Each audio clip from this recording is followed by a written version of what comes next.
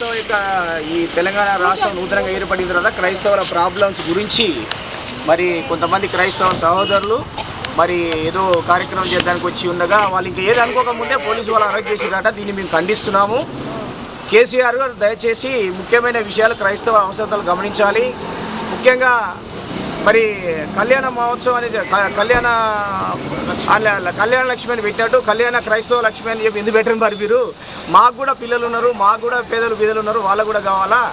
అది ఒకటి. ఇంకొకటి ఏంటంటే ఇప్పుడు క్రిస్మస్కు ముందు మాకు ఒక సెలవు కావాలని కోరటము, జనవరి 1 కూడా నేషనల్ హాలిడేగా లేక మాకు తెలంగాణకు హాలిడేగా ఇవ్వాలని కోరుతున్నాము. ఇంకొకటి ఏంటంటే తెలంగాణ రాష్ట్రం ఏర్పడేటప్పుడు తెలంగాణ ప్రాంతంలో క్రైస్తవులందరము, పాస్టర్లందరము, మా క్రైస్తవ పోరాట సమితి మరి ఎంతోమంది క్రైస్తవ నాయకులు అందరూ కూడా తెలంగాణ కోసం పోరాడినారు.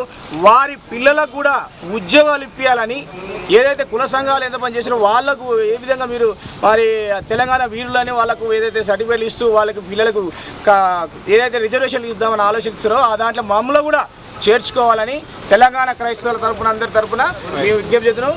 పాస్టర్ జీ జాన్, క్రైస్తవ క్లబ్ జాతీయ అధ్యక్షుడు. ఏదైతే ఇప్పుడు కొంత